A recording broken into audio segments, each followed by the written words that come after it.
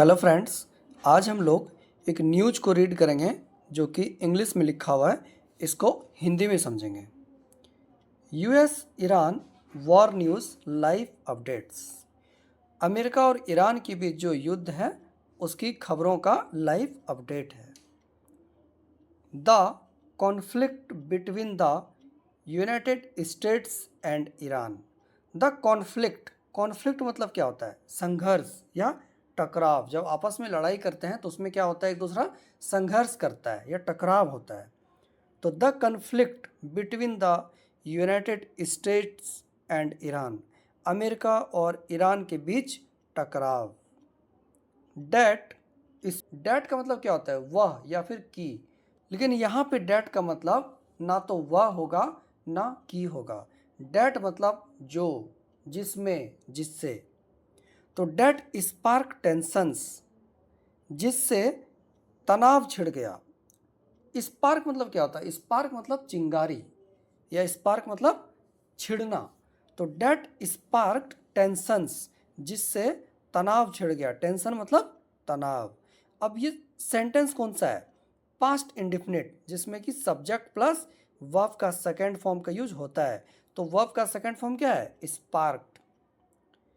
In the middle East, मध्य पूर्व में।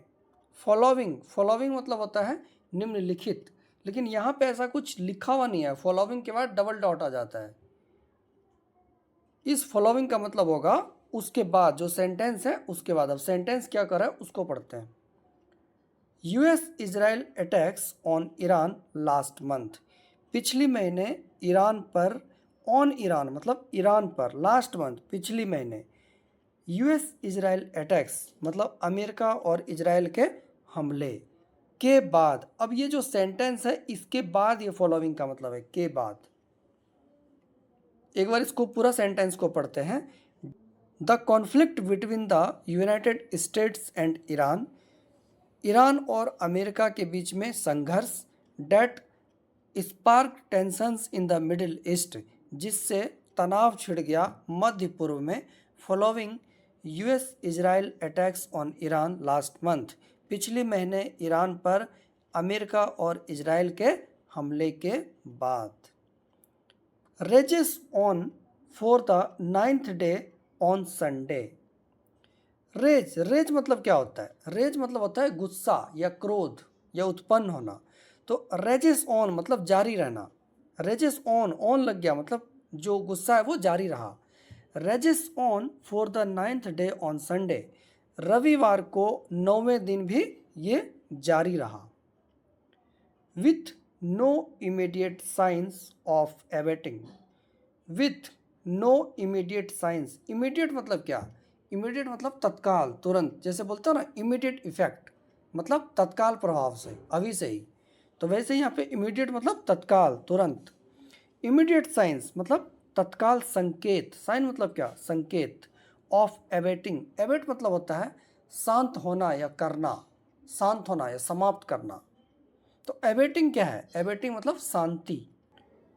With no immediate signs of abating, शांति के तत्काल कोई संकेत नहीं, मतलब शांति का तत्काल कोई संकेत भी नहीं है। ये 9वें दिन भी जारी है। फ्रेश अटैक्स वर रिपोर्टेड। फ्रेश अटैक्स, फ्रेश मतलब क्या? ताज़ा। अटैक्स मतलब हमले। अटैक मतलब हमला होता है, लेकिन जब एस लग गया तो वो वर्ड हो गया प्लूरल। तो फ्रेश अटैक्स मतलब ताज़ा हमले। वर रिपोर्टेड, ये पैसिव वॉइस है। कौन सा पैसिव वॉइस? Past indefinite. वर रिपोर्टेड मतलब दर्ज की गई। रिपोर्ट मतलब दर्ज करना। वर रिपोर्टेड दर्ज की गई। इन द मिडल ईस्ट, मध्य पूर्व में। Fresh attacks were reported in the middle east, ताज़ा हमले दर्ज किए गए मध्य पूर्व में। इंक्लूडिंग सऊदी अरबिया, जिसमें शामिल है Saudi Arabia, United Arab Emirates UAE, Qatar, Kuwait and Bahrain. ये सब जो देश है इसमें सम्मिलित है। जो मिडिल ईस्ट में ताज़ा हमले दर्ज की गई, इन सब में वो हमले हो रहे हैं।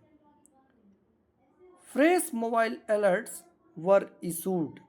फ्रेश मतलब ताज़ा, mobile alerts were issued in Dubai and Abu Dhabi.